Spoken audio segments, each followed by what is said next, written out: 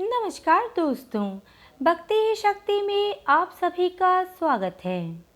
दोस्तों, कलयुग में आज भी 5 जगहों पर हनुमान जी मौजूद हैं।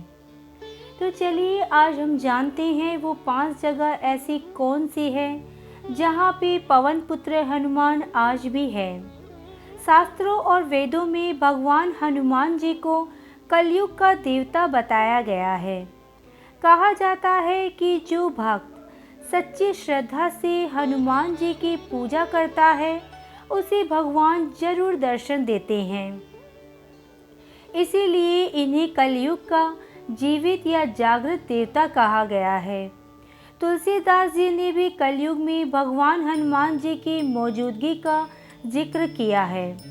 तुलसीदास जी को हनुमान जी की कृपा से ही भगवान राम और लक्ष्मण जी के दर्शन प्राप्त हुए थे। कहा जाता है कि आज कलयुग में भी 5 जगहों पर हनुमान जी मौजूद है। गंधमादन पर्वत, इस पर्वत पर कलयुग में भगवान हनुमान जी का निवास है। इसके कई प्रमाण कई जगहों पर मिलते हैं। कहा जाता है कि कई साधु संतों ने भी इसी स्थान पर तपस्या कर हनुमान जी के दर्शन प्राप्त किए हैं। महर्षि कश्यप ने भी इस पर्वत पर तपस्या की थी। ये पर्वत कैलाश पर्वत के उत्तर में स्थित है। भगवान राम से अमर होने का वरदान प्राप्त करके हनुमान जी ने इसी पर्वत को अपना निवास स्थान चुना। किष्किंधा अंजनी पर्वत, इस पर्वत का उल्लेख रामायण में भी मिलता है। कर्नाटक के कोप्पल और बेल्लारी जिले के पास किष्किंधा क्षेत्र में इसी पर्वत पर माता अंजनी ने तपस्या की थी। भगवान राम और हनुमान जी की मुलाकात भी इसी पर्वत पर हुई थी। कहा जाता है कि कलयुग में भी इस पर्वत पर हनुमान जी निवास करते हैं। रामायण पाठ, शास्त्रों में कहा गया है कि जहाँ भी रामायण का पाठ होगा वहाँ किसी न किसी रूप में भगवान हनुमान जी जरूर उपस्थित रहेंगे। इसलिए कई बार ऐसा देखा जाता है कि जहाँ रामायण का पाठ होता है वहाँ वानर आ जाते हैं। नीम करोली बाबा, बाबा नीम करोली के भक्त उन्हें साक्षात हनुमान जी का ही अवतार मानते हैं। उनके भक्त मानते हैं कि कलयुग में नीम करोली बाबा के रूप में हनुमान जी का जन्म हुआ है। बाबा से जुड़े ऐसे कई चमत्कार हुए जो कि भगवान हनुमान जी से जुड़े हैं। राम भक्त, भगवान हनुमान केवल अपने भक्तों से ही नहीं बल्कि राम भक्त के मन में भी बसते हैं। रामायण में उल्लेख मिलता है कि जब भगवान राम पृथ्वी लोक का परित्याग कर रहे थे तब उनके साथ भक्त हनुमान जी जाना चाहते थे, लेकिन राम जी ने कहा जब कलयुग का समय आएगा और धर्म खत्म हो रहा होगा तब जो राम भक्त होंगे तुम उनके दिलों में रहना। इसलिए राम भक्तों के दिलों में सदा हनुमान जी विराजित होते हैं। होई है वही जो राम रचे राखा, को करी तर्क बड़ा वही शाखा। हनुमान जी इस कलयुग के अंत तक अपने शरीर में ही रहेंगे। वे आज भी धरती पर विचरण करते हैं। वे कहाँ रहते हैं, कब कब और कहाँ प्रकट होते हैं, उनके दर्शन कैसे और किस तरह किए जा सकते हैं, हम ये आपको बताएंगे, जिसे जानकर आप सचमुच में चौंक जाएंगे। चारों जुग प्रताप तुम्हारा, है प्रसिद्ध जगत उजियारा। संकट कटे मिटे सब पीरा, जो सुमिरे हनुमत बलबीरा। अंत काल रघुवर जाई, जहाँ जन्म हरि भक्त कहाई। और देवता चित न धरई, हनुमत से सर्व सुख करई। चारों युग में हनुमान जी के ही प्रताप से जगत में उजियारा है। हनुमान जी को छोड़कर और किसी देवी देवता में चित धरने की कोई आवश्यकता नहीं है। द्वंद्व में रहने वाले का हनुमान जी सहयोग नहीं करते हैं। हनुमान जी हमारे बीच इसी धरती पर सशरीर मौजूद हैं। किसी भी व्यक्ति को जीवन में श्री राम की कृपा के बिना कोई भी सुख सुविधा प्राप्त नहीं हो सकती। श्री राम की कृपा प्राप्ति के लिए हमें हनुमान जी को प्रसन्न करना चाहिए। उनकी आज्ञा के बिना कोई भी श्री राम तक पहुंच नहीं सकता।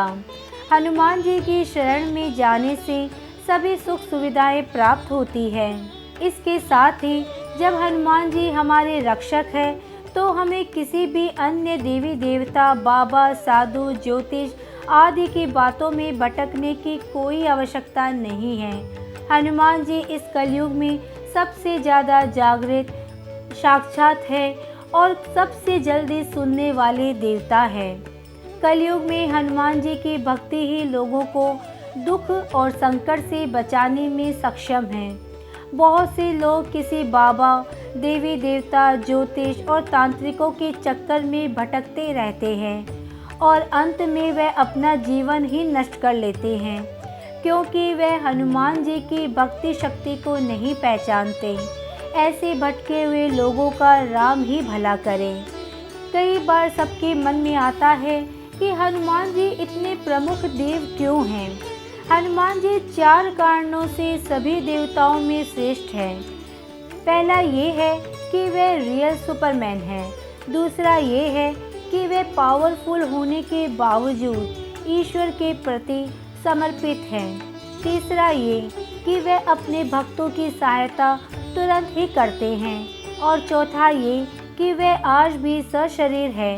इस ब्रह्मांड में ईश्वर के बाद यदि कोई एक शक्ति है तो वह है हनुमान जी। महावीर विक्रम बजरंगबली के समक्ष किसी भी प्रकार की मायावी शक्ति ठहर ही नहीं सकती। कई लोग ये पूछते हैं कि क्या हनुमान जी बंदर थे। हनुमान जी का जन्म कपि नामक बानर जाति में हुआ था। नए शोधानुसार प्रभु श्री राम का जन्म 10 जनवरी 5114 ईसा पूर्व अयोध्या में हुआ था। कहते हैं कि आज से 9 लाख वर्ष पूर्व एक ऐसी विलक्षण बानर जाति भारतवर्ष में विद्यमान थी जो आज से 15 से 12 हजार वर्ष पूर्व लुप्त होने लगे थे। अतः लुप्त हो गई इस जाति का नाम कपि था। हनुमान जी के संबंध में ये प्रश्न प्राय सर्वत्र उठता है कि क्या हनुमान जी बानर थे। इसके लिए कुछ लोग रामायण आदि ग्रंथों में लिखे हनुमान जी और उनके सजातीय बांधव सुग्रीव, अंगद आदि के नाम के साथ बानर, कपि, शाखा मृग, पलवंगम आदि विशेषण पढ़कर उनके बंदर प्रजाति का होने का उदाहरण देते हैं। ये भी कहते हैं कि उनकी पूंछ, लांगुल, बालगी और लाम से लंका दहन का प्रत्यक्ष चमत्कार इसका प्रमाण है। ये भी कि उनकी सभी जगह सुपूछ प्रतिमाएं देखकर उनके पशु या बंदर जैसा होना सिद्ध होता है। रामायण में वाल्मीकि जी ने जहाँ उनके विशिष्ट पंडित, राजनीति में धुरंधर और वीर शिरोमणि प्रकट किया है, वहीं उनको लोमश और पूंछधारी भी सतश प्रमाणों में व्यक्त किया है। दरअसल आज से 9 लाख वर्ष पूर्व मानवों की एक ऐसी जाति थी जो मुख और पूंछ से बानर समान नजर आती थी, लेकिन उस जाति की बुद्धिमत्ता और शक्ति मानवों से कहीं ज़्यादा थी। अब वह जाति भारत में तो दुर्भाग्यवश विनष्ट हो गई है, परंतु बालद्वीप में आज भी पूंछधारी जंगल मनुष्यों का अस्तित्व विद्यमान है, जिनकी पूंछ प्राय 6 इंच के लगभग अविशिष्ट रह गई है। ये सभी पुरातत्ववेत्ता अनुसंधायक एक मत से स्वीकार करते हैं कि पुराकालीन बहुत से प्राणियों की नस्ल अब सर्वथा समाप्त हो चुकी है। रामनवमी से जुड़ी हनुमान जी की एक कथा बहुत ही प्रचलित है। रामनवमी पर यहाँ मंदिर से चले जाते हैं हनुमान जी। 200 साल से परंपरा चली आ रही है। इस परंपरा के पीछे खास मान्यता ये है कि रामनवमी पर श्री राम के जन्म के समय हनुमान जी प्रभु राम के समक्ष नहीं रहते और इसी वजह से हर वर्ष रामनवमी पर राम टेकरी मंदिर से हनुमान जी की शोभा यात्रा निकाली जाती है और श्री राम के जन्म के पश्चात हनुमान जी पुनः मंदिर में विराजमान हो जाते हैं। आस्था और परंपरा की बात करें तो इस दृष्टि से रतनपुर बेहद खास है। रामनवमी के अवसर पर रात में यहाँ करेहा पारा से निकाली जाने वाली हनुमान जी की पारंपरिक शोभा यात्रा खास महत्व रखती है। ये शोभा यात्रा लगभग 200 वर्षों से यूं ही हर साल निकाली जाती है। राम टेकरी राम पंचायतन मंदिर में स्थित हनुमान जी की चंदन काष्ठ से निर्मित मूर्ति को अष्टमी तिथि को केराहा पारा के लोगों के द्वारा यहाँ लाया जाता है, जिसके बाद केराहा पारा में विशेष पूजा अर्चना की जाती है। रामनवमी की रात को हनुमान जी की मूर्ति को पालकी में सजाकर शोभा यात्रा निकाली जाती है।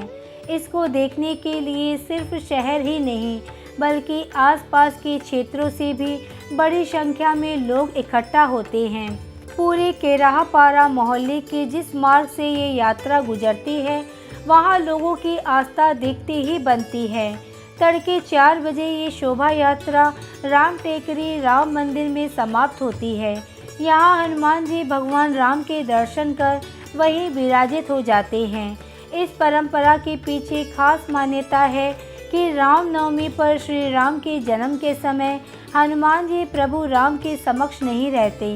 इसी वजह से हर वर्ष रामनवमी पर राम टेकरी मंदिर से हनुमान जी की शोभा यात्रा निकाली जाती है और श्री राम के जन्म के पश्चात हनुमान जी पुनः मंदिर में विराजमान हो जाते हैं। दोस्तों, आपको ये जानकारी कैसी लगी कृपया कमेंट करके ज़रूर बताएं। आज के वीडियो में बस इतना ही। अगर आपने मुझे अब तक सब्सक्राइब नहीं किया है तो सब्सक्राइब ज़रूर करें, कमेंट और लाइक करना ना भूलें। इसी कामना के साथ कि आप हमेशा खुश रहें, स्वस्थ रहें। नमस्कार।